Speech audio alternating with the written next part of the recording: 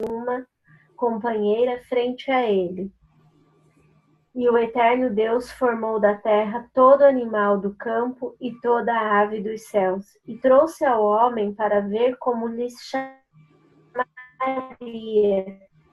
E tudo o que chamasse o homem a alma viva, esse seria o seu nome. E o homem deu nomes a todo animal, ave dos céus e a todo animal do campo. Mas para si não achou uma companheira à sua frente. E o Eterno Deus fez cair um sono profundo sobre o homem e ele adormeceu. Então tomou uma de suas costelas e fechou com carne o seu lugar. Então, a sequência assim, é conhecida, né? Nós sabemos, né, da costela, né? Então, mas não é bem da costela que a gente vai falar agora. Então, o que eu queria lembrar? Né? É interessante essa relação que Deus coloca o homem com os animais. Antes de trazer a companheira, né, Deus identifica que o homem está só. E aí traz os animais, né? E aí mostra, né, ao homem. E aí o homem vê lá, pô, esse aí é bonitão, ele é grandão, tem uma juba, né? E aí o homem vai no meio, pô, esse aí tem um marfim, tem uma tromba, né? Esse aí eu vou chamar elefante. E é interessante que você não há uma relação de medo, né? É uma relação harmônica entre o homem e os animais. E o que a gente pode entender, né? O que não está explícito aí no texto? Mas, assim, quando o homem se aproxima do animal, o que ele vê? Não sou como eu. Ele é forte, ele tem juba, ele é poderoso, mas ele não é como eu. O elefante também não é como eu, o cavalo também não, o pássaro que voa não é como eu. Eu sou diferente desses animais. Eu tenho uma consciência, né? E uma outra coisa que a gente observa nessa relação, apesar de harmônica, não há comunicação entre eles, né? O homem vai e nomina, e o leão é o leão, o lobo é o lobo, o cachorro é o cachorro, o gato é o gato, mas não há comunicação. Então, o homem é posto numa condição de superioridade sobre os animais. E aí, o que tem na sequência do livro de Gênesis, que é bem conhecido, aí é a mulher, né? Ali já fala ali um pouco ali da árvore do conhecimento do bem e do mal, e que vai ser protagonista do próximo capítulo, com o surgimento da serpente, né? Só que aí, com um ponto diferente, a serpente fala. Como a gente pode entender nessa relação, nesse contexto todo que a gente está falando, entre animais, entre superioridade do homem, entre uma consciência do homem e uma serpente que se comunica com o homem? Alguém quer colaborar?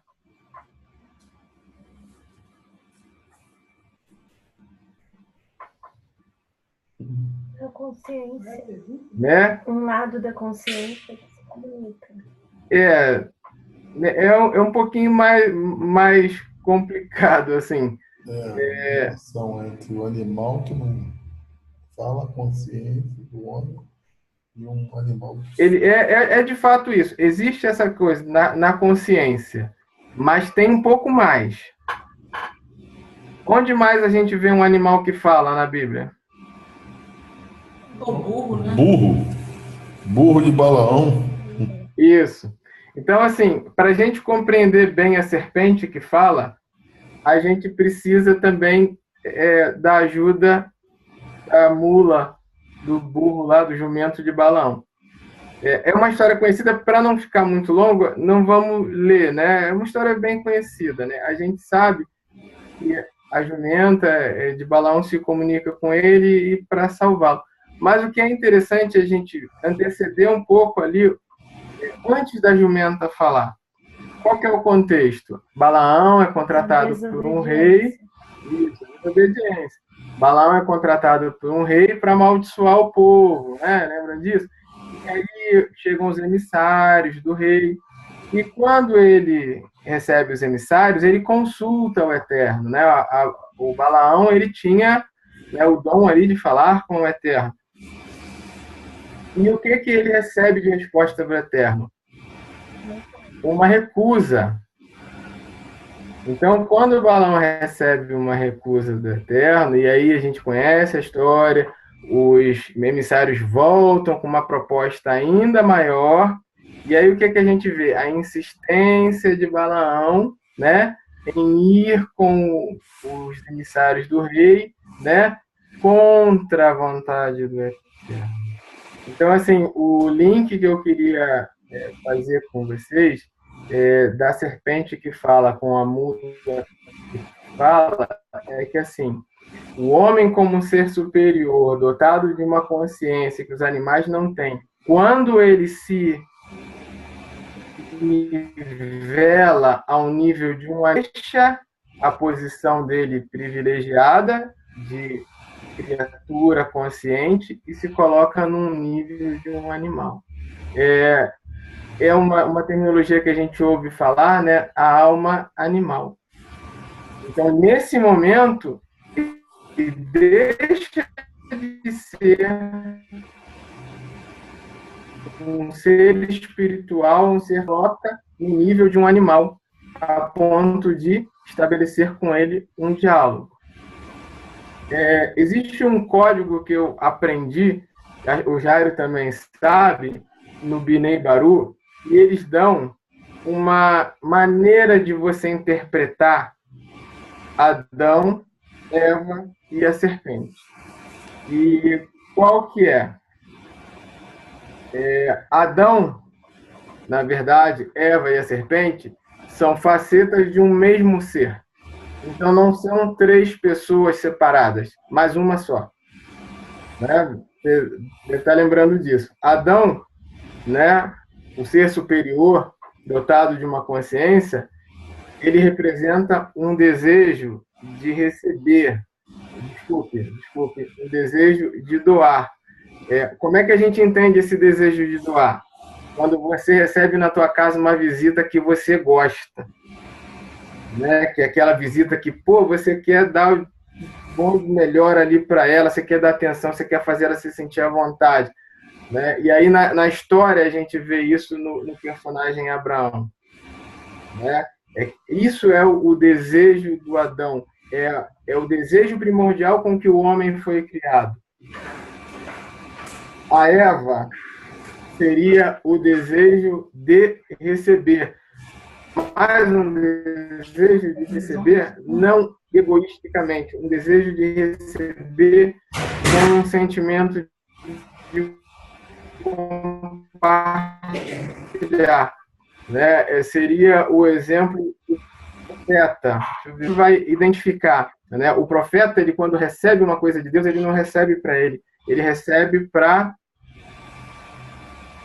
dividir, para compartilhar. É como o trabalhador ali que trabalha o mês inteiro e recebe o pagamento e ele não foge de casa, né? Ele vem para casa, compartilha aquele recurso com a família, né? Ele paga as contas, ele faz compras, ele leva a família para passear, para ter um lazer, né? Ele recebe, mas aquilo é compartilhado. Esse é a representação da Eva. E só que aí a gente tem aquilo que é mais baixo, né, que é o que representa a serpente, que está no mesmo nível dos animais. É um desejo cru, egoísta e centrado apenas em si, apenas em usufruir. E aí é o que a gente vê, a ideia, o exemplo do Balaão. Ele vai contra Deus e ele quer aquela riqueza, né? E ele quer receber ali aquela recompensa para uso próprio a qualquer preço, não interessa as consequências, não interessa se as pessoas vão morrer, se ele vai amaldiçoar, ele quer, né? É aquele desejo egoísta que tem um fim nele mesmo, entendeu? Então, é essa que é a representação que a serpente traz para a nossa vida. Então, quando a gente passa a viver, andar conforme esse desejo, a gente age conforme a serpente, a gente age fisicamente. Entendeu? E esse desejo é um desejo que representa o que o judaísmo chamou de alma animal, ou que o cristianismo chamou de carne, né? A gente viu as cartas de Paulo, não andeis conforme as concupiscências da carne, né? E outras, não seguis as inclinações do vosso coração, né? Enganoso é o coração. Ela é representado nesse desejo egoísta, né? Eu consegui ser claro? Uhum. Eu vou dar uma pausazinha para a gente trocar um pouco de figurinha e eu ouvir aí o que vocês entenderam, o que vocês acharam, o que vocês, né, o que a gente pode melhorar. Quer falar? A senhora quer falar? Esse assunto aí, eu estava lendo, né? Eu não estou bem recordado qual foi o livro, foi aquele do Tirando o Sapato, que ele fala, né? Que eu fico lendo um livro atrás do outro, aí eu não sei mais onde eu li, né? Mas ele fala sobre essa questão de Balaão, né? Que ele vai consultar a Deus, né? E Deus fala com ele para ele não ir. Aí o rei, né? A pessoa que ele mandou, né? Volta, fala com o rei que ele não aceitou. Aí o rei procura uma pessoa mais persuasiva para ir lá falar com ele novamente. Aí o autor, né, ele fala que nessa segunda vez, quando ele vai consultar a Deus, a resposta não foi a resposta de Deus, mas sim do próprio ego dele. Então é onde ele vai, né, e ele encontra um anjo no caminho, né, e o anjo quer matá-lo, né, porque diz que foi aquela resposta que ele recebeu, na verdade, foi a resposta do próprio ego dele, é o desejo de receber, né, para si próprio, né. Então ele ficou muito ele acabou sendo persuadido pelo que eles ofereceram a ele, e ele realmente queria fazer para poder ganhar o que foi proposto para ele, né. O rei mandou uma pessoa mais tarimbada, vamos dizer assim, né? E diz que quando ele vai falar com Deus na segunda vez, já não é Deus que responde para ele, mas sim o próprio ego dele, né? Eu lembrei disso. Eu lembrei de algo também, depois dessa história aí, dessa explanação, a importância de a gente investir na questão da consciência, né? Porque eu juntando experiência de vida, juntando experiência com pessoas e juntando estudos, nós não conseguimos, no meu modo de ver, anular esse desejo muito forte que nós temos, que se torna até animal, né? E nós conseguimos assim domá-los. E se não domá-los, isso acaba voltando de uma forma bem forte.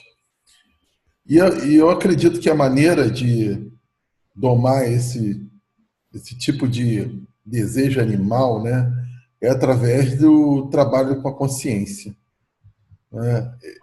Trabalhar o entendimento, trabalhar estudando, buscando cada vez mais se autoconhecer, conhecer o mundo, conhecer como Deus trabalha, conhecer como as pessoas reagem. Isso dá uma amenizada muito grande e faz com que a gente possa ser pessoas melhores.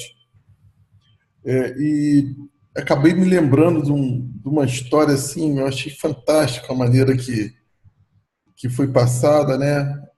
Não lembro ela plenamente, mas vou praticamente parafrasear. Houve uma profecia para a cidade que os mortos iam ressuscitar. E houve um alvoroço muito grande na cidade, que os mortos iam ressuscitar e os familiares foram todos à porta do cemitério. Está ouvindo? Conseguem ouvir? Estão todos ouvindo, gente? Então, os familiares foram. Para nós, Os familiares foram à porta do cemitério para poder ver ele ressuscitar, porque queria abraçá-los, né? Queria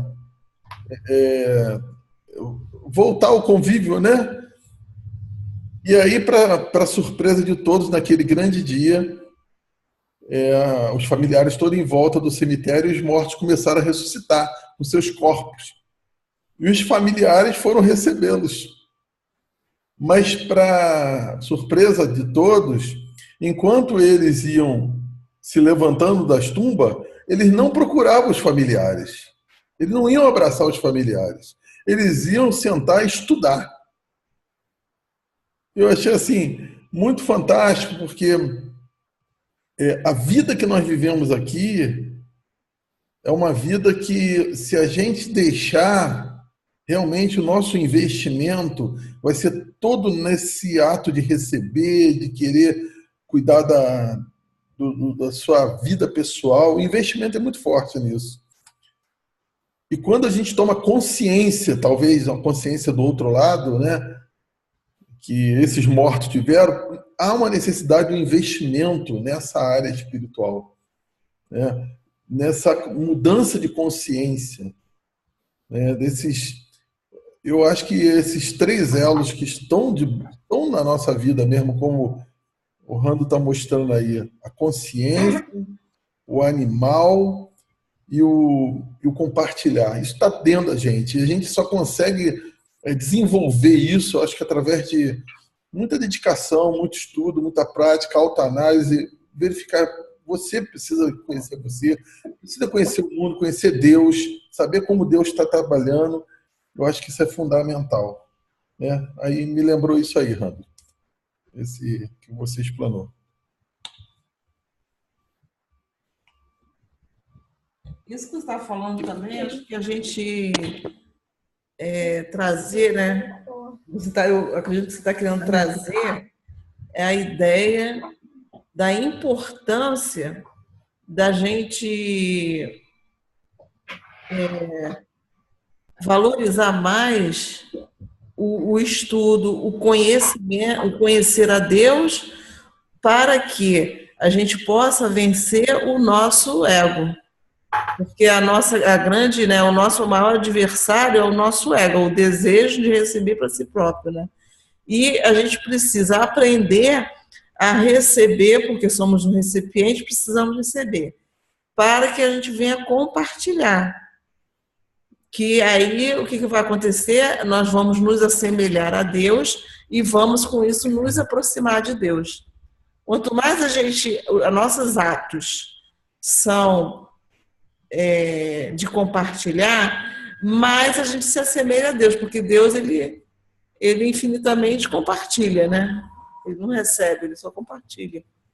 Então, realmente, o nosso foco tem que ser, né, de estar atento a isso,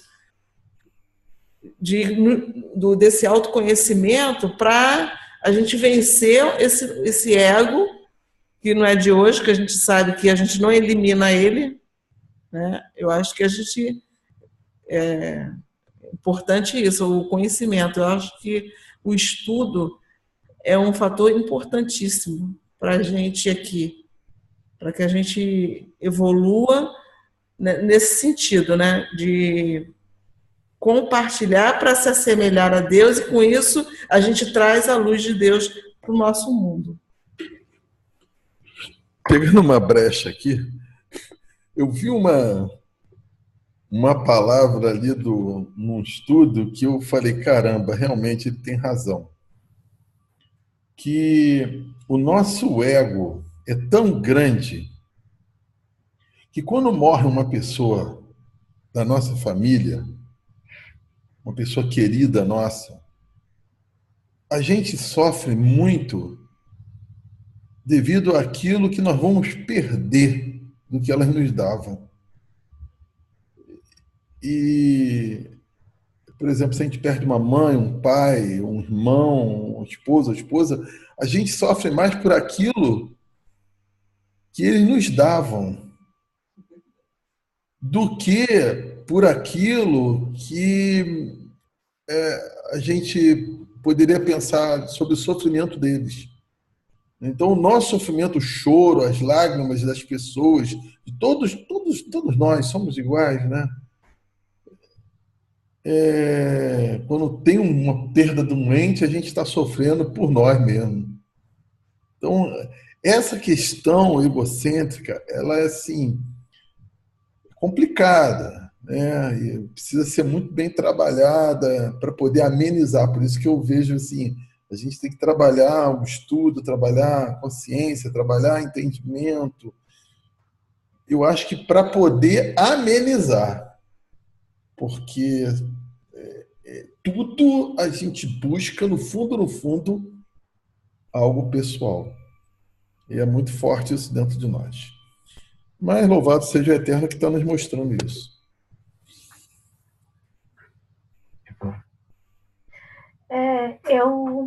Eu pensei, estou aqui pensando de tudo isso, né, que ele falou, um outro lado, assim, um lado não tão bom. Foi bom vocês falarem, né, essas coisas boas, né, de consciência, de compartilhar, que, claro, nós temos que ter, mas o que eu estava pensando era um lado, de uma forma meio inversa, assim, do tipo, quer dizer, então, que se eu não tiver consciência daquilo que é certo e agir, né, pensar e agir da forma certa, se eu não compartilhar, eu vou virar um animal, sabe assim, eu vou me assemelhar a um animal. Meu Deus, que perigo, né? Que risco que a gente corre de cair tanto. Eu pensei até numa frase que a minha irmã disse sempre, né? Uma coisa antiga, assim, que a gente ouve, né? Quem muito abaixa perde a coroa, né? Então, eu penso assim, que nas coisas mínimas, né? Nas coisas pequenas do dia a dia, é que a gente tem que lembrar, pensar em ter essa consciência. Tipo, vou só fazer essa coisinha aqui que depois eu conserto, vou fazer esse erradinho aqui, ou então, que bom que eu ganhei isso, mas eu não vou dividir com ninguém, vou ficar só para mim. Quando eu ganhar de novo, eu divido, né? Eu acho que essa consciência, essa coisa assim de lutar contra o ego, ser vista, ser enxergada nas coisas pequenas, porque eu acho que a gente aqui conversando, debatendo, falando sobre isso, a gente, né, toma consciência, a gente entende, mas e no dia a dia, né? E lá no trabalho, e em casa, né? E no mínimo, o exercício de praticar isso diariamente vai nos impedir de descermos, né? De irmos a tão baixo, de nos tornarmos, de chegar a poder se comunicar com o animal, né? Eu acho que assim, tomar consciência do perigo, né? Do que pode vir a acontecer se a gente realmente não prestar atenção. Ou pior, Fabiana, eu vejo, tem uma frase que eu já vi aí escrita em carros. Quanto mais eu conheço os homens, mais eu amo o meu cachorro. Já ouviu? Não é? Mas tá ali. Tá Tá ali, né? O negócio desce até, eu acho que ele desce até um nível até inferior, né? Sabe, quando eu tô colocando isso por experiência própria, assim, né? Porque há uns dias, por uma questão no trabalho, uma questão assim trabalho com gente, né? Com pessoas, um motivo qualquer, bobo, banal. Eu e a colega assim, de trabalho, por algum motivo, não se afastou. E eu, que devia me aproximar, eu pensei, se afastou que vá, sabe, assim. Depois é que eu fui tomar consciência de que não, por que ela se afastou? Eu tenho que me aproximar, porque já é cheia de problemas se eu, sabe? Então eu acho que às vezes a gente toma umas atitudes impensadas, como essas, assim, de não ligar para a pessoa, de não compartilhar o que se tem de bom, e de uma forma tão pequena, e toma essa atitude tão rápido que a gente não percebe. Não percebe que aquilo foi nosso ego, porque é uma atitude tão corriqueira, tão simples, né, que pode não perceber, e daqui a pouco tá falando com os animais, né? Então, eu sempre bato nessa tecla, né, assim, nisso, de fazer esses exercícios no dia a dia, no cotidiano e nas pequenas coisas, porque eu acho que nas pequenas coisas que é mais difícil de se praticar, né, de se ter a consciência de fazer o que é certo. Uhum. Eu tenho, assim, quanto a essa questão do exercício ali, do que a gente tem que fazer para lidar, assim, isso até nem estava programado. É uma coisa assim que eu penso mais para mim, assim. Então, assim, a gente, como é que a gente tem que fazer? É exercício, é começar, é ir fazendo sempre. Mas uma coisa assim que eu vejo também tirando ali o exemplo ali do Gênesis, ali, uma reflexão que eu fiz dentro do primeiro capítulo ali da Bíblia, que fala assim que nós fomos soprados, né? Deus, ele nos soprou. Aí, se você pensar no que é a respiração, né? Quando a respiração, quando você põe algo para fora, né? Aquilo sai, né? O ar que sai de você não pode ingerir ele novamente, né? Deus nos deu essa metáfora para entender o sopro da vida. Então ele soprou numa terra e aquele ser ganhou vida. E aquilo que sai da boca de Deus, né? Um exemplo, a gente sabe que Deus não tem boca, mas aquilo que sai dentro de um contexto de respiração, você não pode absorver novamente. Então, a partir do momento que aquilo que nós saímos, a nossa essência saiu de dentro de Deus para o mundo, dentro da biologia, ela precisaria ser trabalhada por uma planta, né, numa coisa chamada fotossíntese, que aí vai transformar aquele ar que sai da boca para ele poder se transformar em oxigênio e aí ele poder voltar, né? Então, quando nós saímos de dentro de Deus, nós saímos para receber um trabalho, para ser trabalhados. A gente não pode voltar. A gente tem que ser trabalhado para poder voltar para o interior de Deus. Então, eu acho que a nossa vida, o que nós vivemos aqui, seja o contexto de cada um, assim, né? Nunca uma vida vai ser igual a outra, nem um casal, uma vida vai ser igual a outra. O nosso contexto é um contexto de trabalho, né? É de trabalhar a nossa vida. Entendeu? Então, assim, é difícil, tem que um ego, tem um pensamento, mas você recebeu a vida para esse trabalho, para trabalhar a sua existência, né? É isso que vocês estão falando aí sobre estudar, sobre praticar, né? Esses dias eu até posso falar isso aqui, porque eu estava me esforçando ali, eu estava recebendo a visita da minha sogra e eu estava tentando ali exercer ali essas virtudes, né? E a gente apanha um pouco, né? Você acaba apanhando um pouco, porque não é fácil, né? Não é fácil você exercer essa coisa ali que você vê o rabino Newton Monder falando de Abraão, da hospitalidade, de deixar o outro à vontade, né? No trabalho ali, você saber ali dar o espaço do outro, respeitar, entendeu? Não é fácil, entendeu? Não é fácil porque Deus vai colocar pessoas ali na sua vida que vão tentar tirar a serpente ali do repouso, né? Mas, assim, a gente está aqui para isso, para esse trabalho, sabe? Então eu tenho paz quando eu vejo coisas a trabalhar na minha vida, porque eu acho que é isso que a gente tem que fazer. Então, quando a gente vai descobrindo essas coisas, né?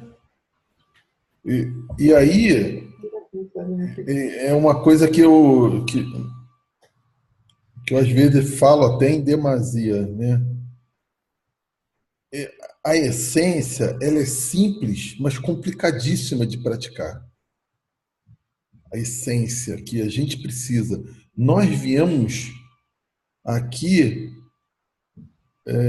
para cuidar dessa essência, de mudança de consciência, transformar-se, se aproximar mais do que é Deus.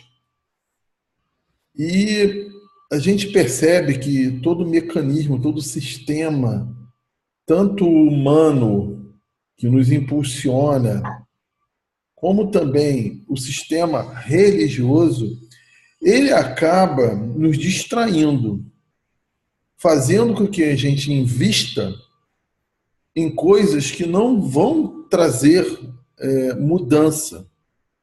Então, isso que de um tempo para cá traz estarrecimento, porque é tão complicado, né, ver isso, né, que a Fabiana viu hoje e que a gente consegue enxergar em alguns momentos do nosso dia, porque na maioria das vezes a gente está debaixo de um insaciável desejo de querer as coisas da maneira nossa.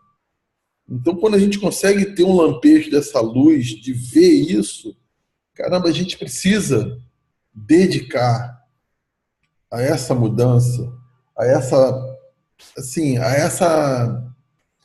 fazer a consciência funcionar, né?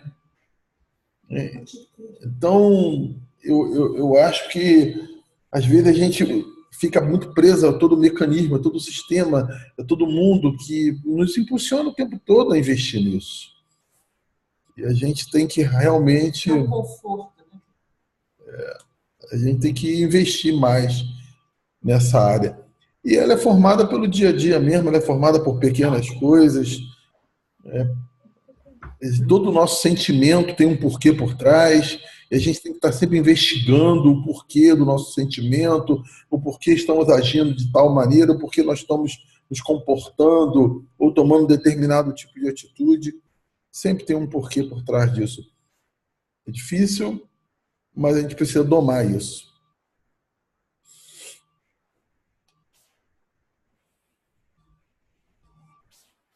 Quem mais? Turma aí.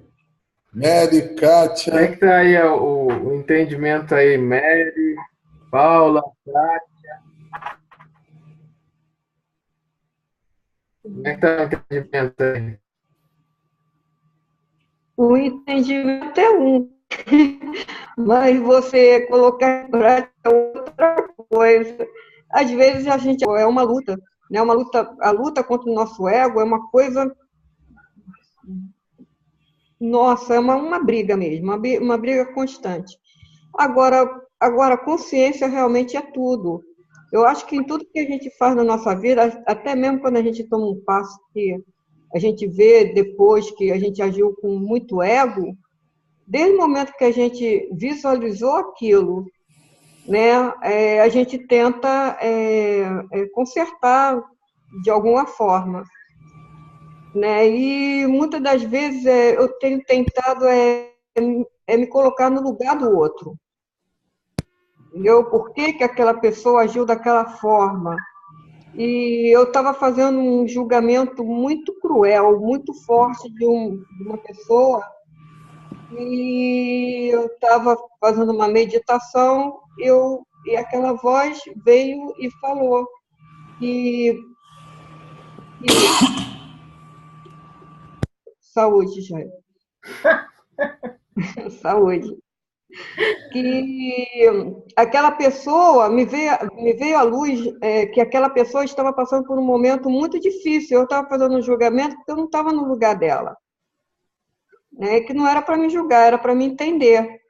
Aí eu me achei assim muito cruel, sabe? Porque realmente eu tava já pensando mil e uma coisa da pessoa. E depois que isso me veio à luz, veio esse entendimento, essa luz, eu, eu até me compadeci, porque eu lembro muito quando fala assim que o Eterno, ele ouve a oração de todas as bocas, e ao mesmo tempo, uma das sefirotes, como é que é? Misericórdia, como que é o nome? Recebe. Isso. E eu acho que a gente vê de uma forma, mas o Eterno, a luz, ele vê de uma outra forma aquela pessoa.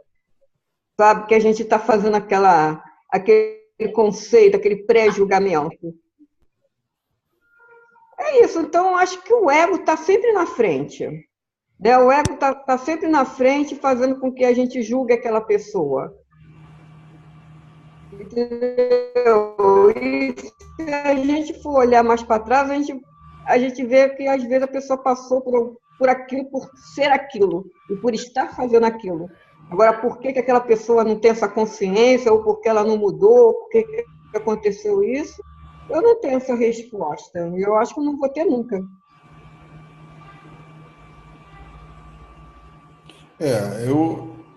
Eu volto àquela história lá dos mortos, né?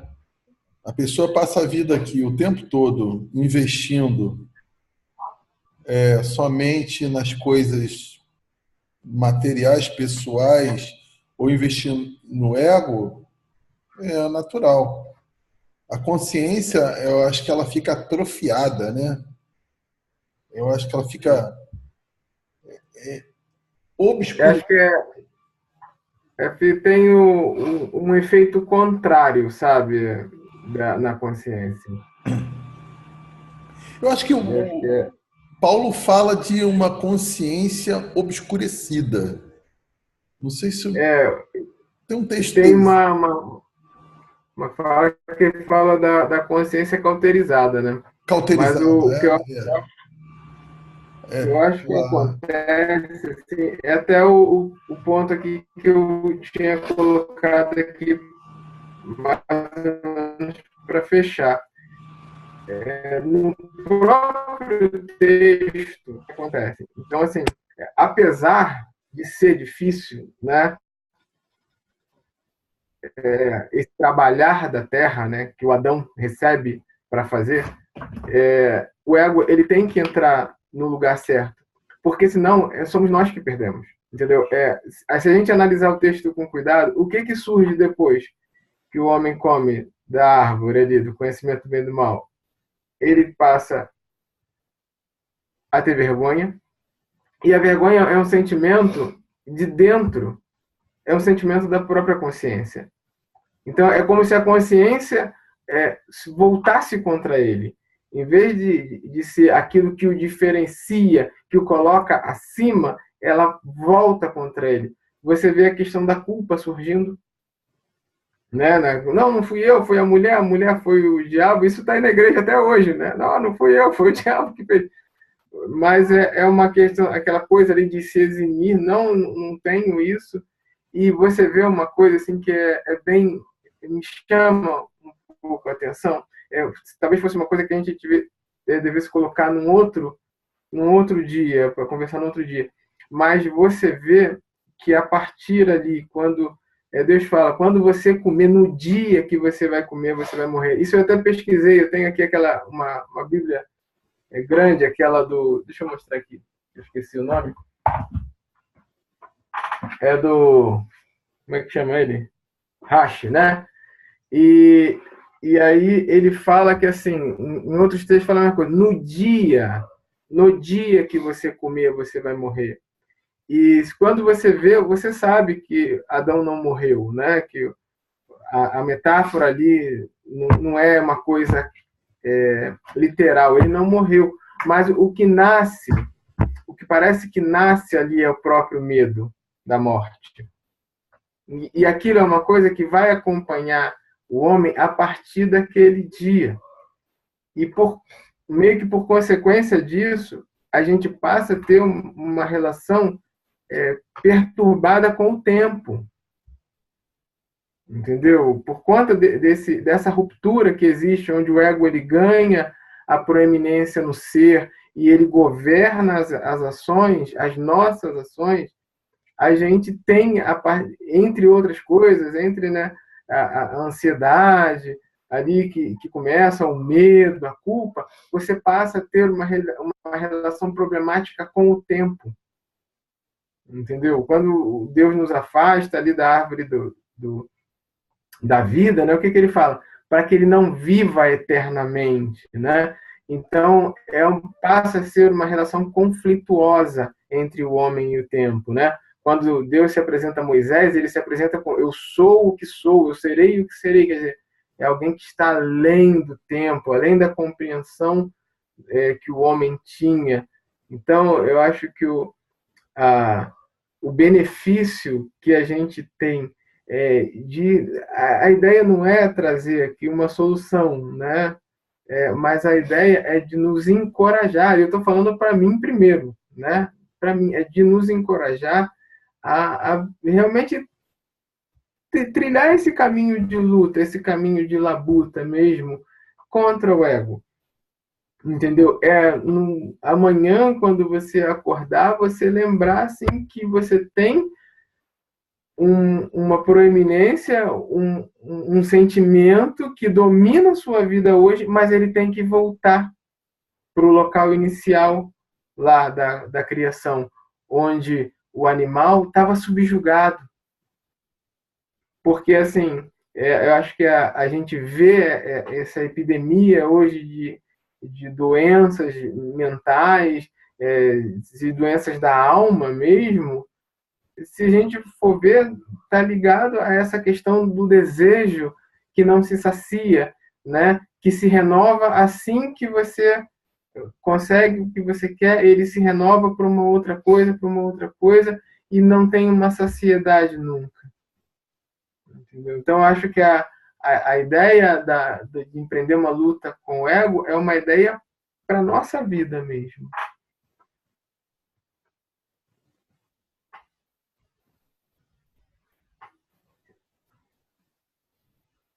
Gente, era isso aí que eu queria falar. Eu deixo agora com vocês aí. Hein, Randra? Se a gente parar para pensar sobre essa questão do ego, a gente vai ver quais são os momentos, né, que somos reativos. Aí a gente para e pensa por que somos reativos. Porque a gente está em busca do nosso conforto. Então, se você parar e refletir das tuas reações, né?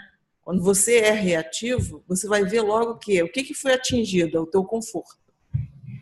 Então, eu acho que isso é um trunfo do nosso ego, né? Dessa força negativa que tem dentro de nós, que ela nos incentiva a buscar o nosso conforto.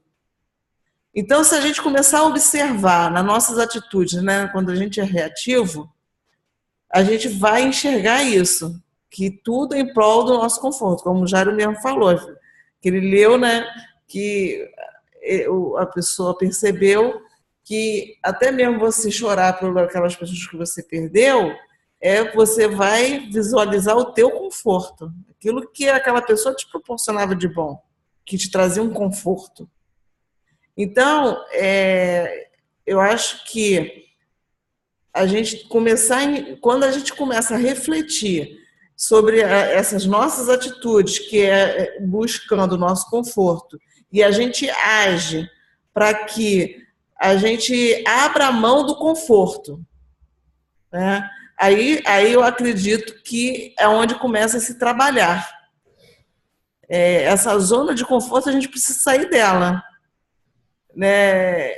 E quando a gente consegue sobrepor a isso, aí a gente começa a aprender a compartilhar e as coisas começam a se tornar mais fáceis para a gente em relação a gente enxergar e agir da forma que a gente vai atrair a luz para a gente, né? Que seria receber para compartilhar. Então, eu acho que o cerne da questão está no conforto. Que a nossa alma, o nosso desejo é o nosso conforto. Então, se a gente abre mão desse conforto, e aos poucos a gente vai abrindo mão disso, a gente começa a ficar mais forte. Se a farinha é pouca, o meu pirão é o primeiro. Não é fácil não, rapaz. Essa é o cerne. Henrique. Oi. Mas eu estava pensando assim, quer ver, tem coisas, né, que não nos deixam opção de escolha.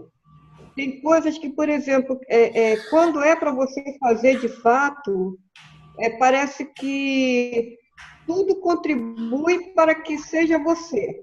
Às vezes a gente, como vocês estão falando de zona de conforto, ou coisas que a gente até não gosta realmente de fazer, e a gente se vê numa situação que não tem jeito, a gente tem que fazer mesmo. Então eu fico assim, pensando que cada caso é um caso. Eu vejo situações, né, que a pessoa fica falando, né, por exemplo, né, aí está o ego em questão, né? Mas tem coisas que parece que é para a gente fazer, que não tem como você passar a bola da vez. Não sei se vocês estão entendendo, mas eu quero dizer, vou dar um exemplo, tá? Um exemplo bem que acontece muito numa família, tá? Numa internação, ou com um pai, ou com uma mãe, ou com uma irmã doente, ou com qualquer coisa. Às vezes são várias pessoas, são vários irmãos, são várias pessoas, mas parece que não é para aquelas pessoas, é para você fazer. Eu tenho uma opinião a respeito, né? Essa questão, como o ego de cada um, né, vai se manifestar, ele é diferente, né? Então, assim, às vezes, o que é aparentemente mais fácil não é o correto. Às vezes, o que a gente precisa é dizer não. Então, aparece, tudo indica, pô, sou eu que sempre fiz, sou eu que sempre faço, mas às vezes o ego, ele encontra a vida nessa serventia ali. E às vezes a resposta certa, né, a resposta proativa, né, como a gente ouve, é você dizer, não, dessa vez eu não vou fazer. Mas aí a gente não tem como estar dentro um do outro, né, para poder dizer é isso ou não é. Aí é uma coisa que só a pessoa, com discernimento do eterno, com sabedoria, vai poder enxergar. Porque se você, né, se a gente começar a trazer para dentro de nós toda a responsabilidade, né, ou seja, compartilhando 100%, não vou dizer nem compartilhando, mas se doando 100%, nós vamos chegar ao ponto da morte, porque é aquilo que tem um grupo que fala, Bnei Baru, né? Você está lidando com pessoas no mundo e que só querem receber o tempo todo. Mas você é uma criatura que precisa receber também. Deus não quer que você só doe. Precisa receber também. E se você entrar numa de se doar o tempo todo, vai morrer também. Vai morrer. Aí é aquilo que é o discernimento, né? Nós temos que ter discernimento se a dor... qual é o conforto, né? Que para algumas pessoas, ter muita atitude é o conforto. É incrível, mas para outros, descansar é o conforto. Então, o proativo não significa que você faz sempre, mas às vezes você tem que deixar de fazer. Né? Verdade. Porque você está acostumado a tomar a frente, porque você faz tudo, porque você age, né? Porque você faz... Então, ali mesmo teu ego infla. Diante das pessoas, você é a pessoa. Então, você tem que ter o discernimento de quem é você. Isso é uma coisa muito pessoal, para chegar no momento certo e falar, olha, não, eu não vou fazer. Isso é proatividade também. Verdade, é verdade, Jairo, eu entendi. Concordo plenamente. Gênero, número e grau. Concordo também. Kátia, quer falar? Porque muitas das vezes também, quando a gente diz não, a gente se passa como ruim, né? Aí já vem aquela questão também do ego, né? Porque às vezes a gente vai sempre estar aceitando as coisas para não ficar mal com as pessoas. Mas às vezes aquele momento é o momento do não, até mesmo para o próprio Eterno trabalhar na vida de outras pessoas, né? Então isso daí realmente nós temos que estar pedindo direção a ele. Concordo plenamente. A própria fala tua, quando a gente não quer dar não para não ficar mal, isso é algo do ego. É verdade. O ego querendo ser político, né? Quer ser politicamente correto. Então, existe um momento de dar um não e existe um momento de dar o sim. É verdade. É muito... Não tem uma regra. E Eu às acho vezes fantástico. dar um não é bom. Não tem regra. Mas o não tem vontade de gosto de ego. Tem muitas pessoas que gostam de ter uma regra como fazer a coisa. Me ensina que eu faço. Mas isso é conforto também. Não existe regra, né? Na verdade, é a vida. A vida vai dizer o que você deve fazer ou não deve fazer. E a gente vai reparar. Se a gente observar direitinho, a gente vai ver o que está gritando, eu acho. Fim? Rando, fim? Ok, mas alguém... Muito obrigado aí por ficarem me ouvindo aí até tarde da noite aí. Obrigado, espero ter colaborado aí com a vida. Eu gravei o estudo, né? Foi Depois muito tu manda bom. o tema para mim, Rando, que eu vou publicar, tá? Temática. Manda para mim o tema. Depois tu manda o tema do estudo que eu vou publicar. Tá. Eu gravei. Não, beleza. Tá Legal bom? que, tipo, Vamos para eu rever. o nome? A Rebeca não deixou eu ouvir muito bem, não. Chorando. É. Tá bom. Você quer um nome, é isso, Jair? Kátia, eu não escutei o choro dela. É porque eu tirei o som.